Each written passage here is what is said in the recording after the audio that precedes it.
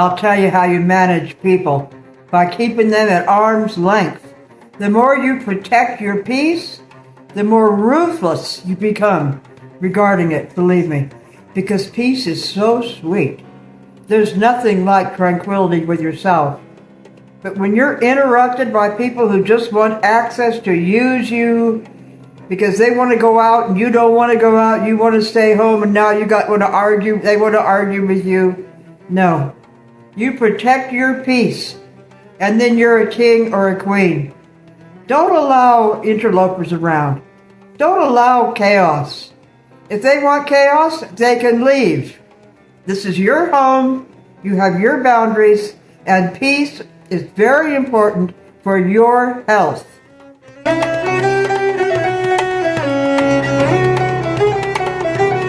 You know, most people have become shallow, utterly dull and boring. Society is a complete, utter waste of time. It's people who are empty, so to compensate, they need to hang together like peas in a pod. Don't waste your time. Life is too short. The individual is a majority of one. One man is a majority. The others are just a tribe. Peas in a pod, a herd, the bell-shaped curve, lemmings going off a cliff. Don't be part of it. Don't be part of trends. All through history, trends and cycles go up and down. It's not stable. Don't be fashionable. Be yourself. Develop your own style.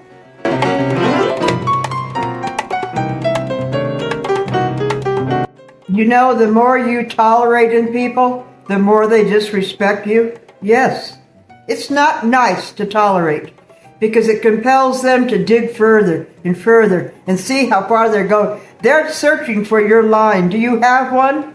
And if you have no line, because you've demonstrated that you will forgive and forgive and forgive after another, they will just drive you crazy and utterly, once they've taken everything they can from you, they'll just dump you and ignore your suffering.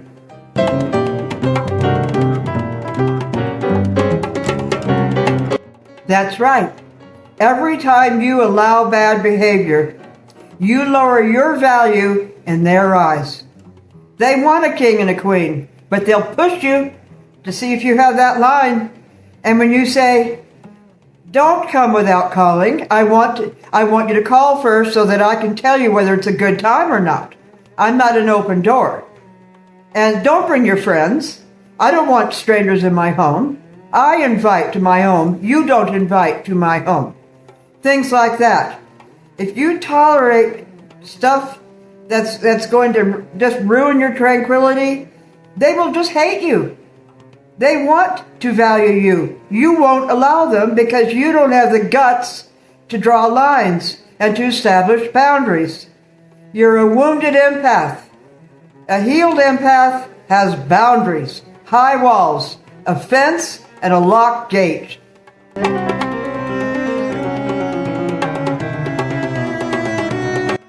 You know, people only change when they lose access to you.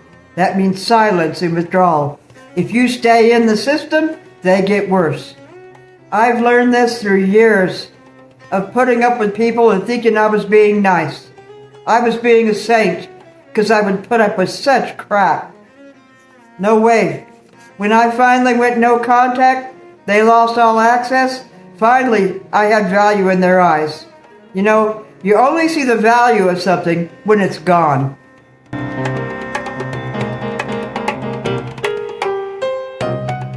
Your absence is the loudest boundary you'll ever set. You have to disappear for them to appreciate you.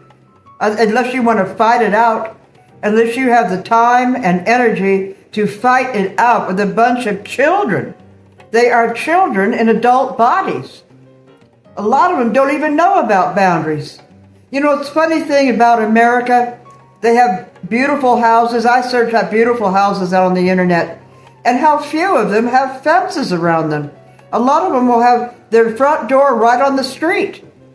Americans are very naive.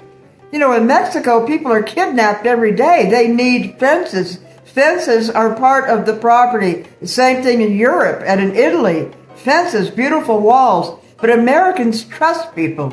It's very childish, really. Boundaries are very important. And if you can't establish boundaries because they will not learn, even if they call first, they'll come in and ask questions that are none of their business, and they just don't respect your boundaries. You got to go absent. You got to go no contact. And then maybe they'll learn. After all, they are children.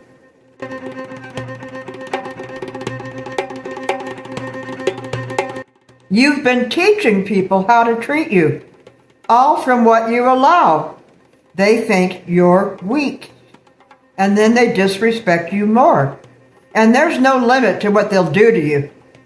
I mean, they'll all invite all their friends and wreck your home and take everything they can from you. They'll just take and take and take. Give an inch, they'll take a mile. You've been teaching people that you're weak.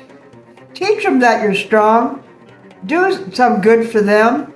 And then you'll be an exemplar for them rather than just a dirtbag doormat.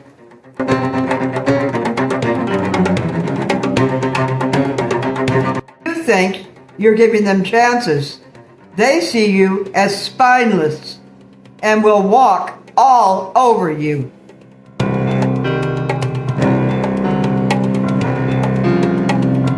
This was a message I wrote myself in the midst of this evil of being invaded by culture. When you give in, you bury yourself and become a zombie. You start to hate people because they pushed you, because you didn't give a shit. The moment your standards are raised, standing up for yourself, saying no, this all changes. Yeah, you give them chances. They push you, and you start to hate everybody in the world. That was me. I was a misanthrope. I hated everybody because of the people around me taking advantage because I allowed it. They were, in a sense, begging me to be strong. But when I couldn't, it's the nature of the human beast. They'll just take you over. People are searching for a leader. When you can't be that leader, when you lay down rather than be strong, that's it. They're disappointed, and they take it out on you.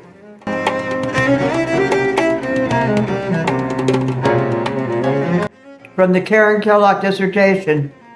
When the world loses order, as in pre-Nazi Germany, scapegoatism is activated. Daily life absorbs these perceptions with disturbing naturalness.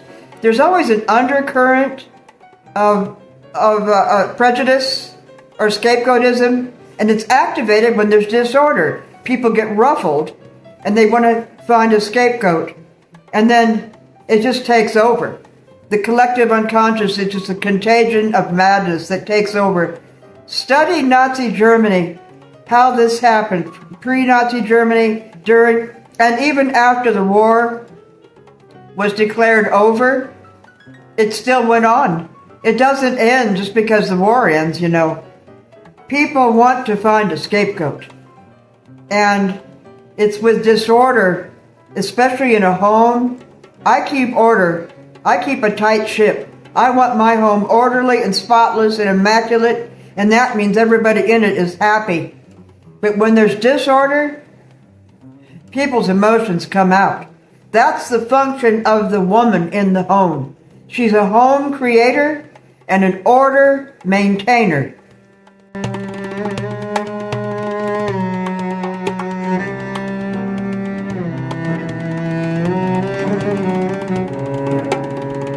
From my dissertation, systems inherit a pre-existing sensibility. The scapegoat represents difference, risk, or anomaly. The elaborate argument is not necessary. It gets to the point where no argument is even necessary. Human systems, cultures, man's inhumanity to man. You think people are nice? They're raving lunatics. That's the importance of maintaining order. That is the reason for a leader to maintain order, to keep the savages happy and calm, or they'll erupt.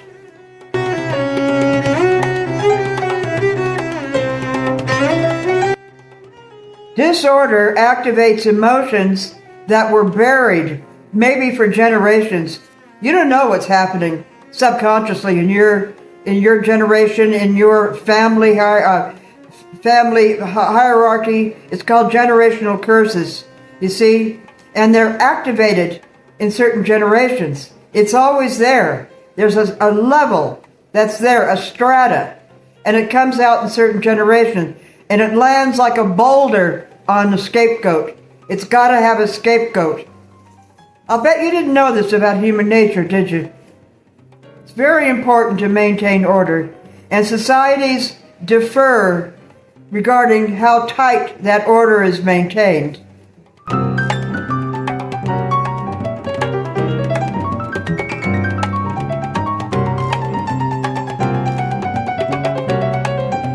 What fascinated Einstein was, what is eternity? He said there is no past. Time is just a dimension. Bad exists in the past, but simultaneously in the future. That's why you need control and order, because it can erupt at any minute. It's there. It's bimodal. It's like there's two different nervous systems in people. They can flip-flop, they can switch up on you. So can a whole culture. There's an undercurrent. There was always anti-Semitism in Germany for hundreds of years, 1,000 years. There was an undercurrent. And it only came out in certain generations. After World War I, they were really screwed in the agreement after World War I, where they got a territory taken and they had to pay a lot of money, and they went into a depression. People were so angry, anti-Semitism burst out. You see, they had to find a scapegoat. It's always there. It's always an undercurrent. Same with families. It may not come out for generations. And something happens, it erupts.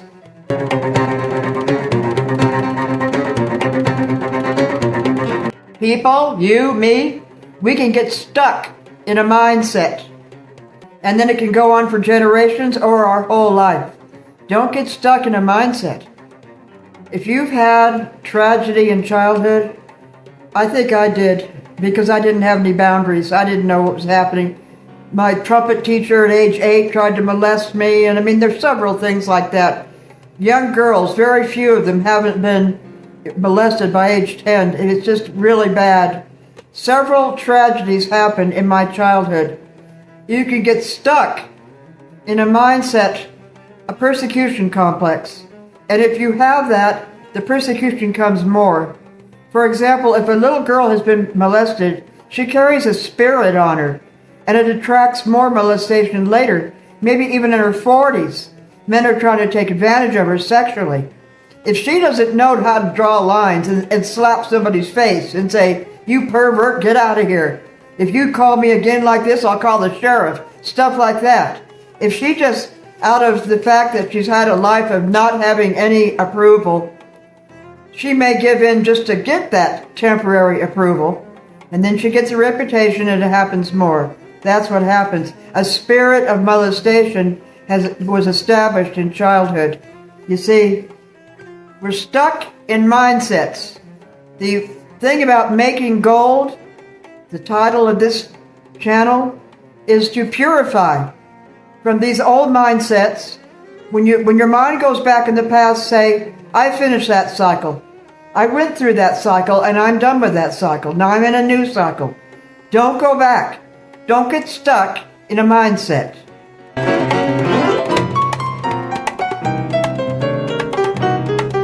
If you're a misfit, like I was, trying to fit an insane society, or in my case, female culture, you make an ass of yourself, because that is not your true self at all.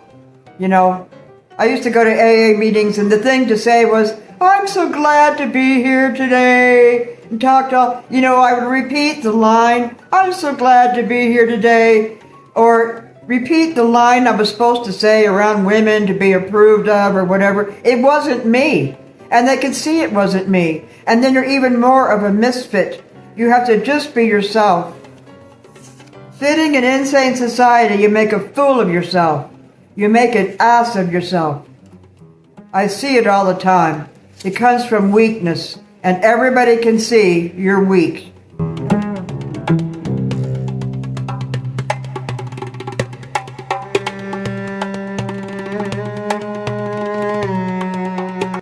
Enantiodromia. Never forget that word.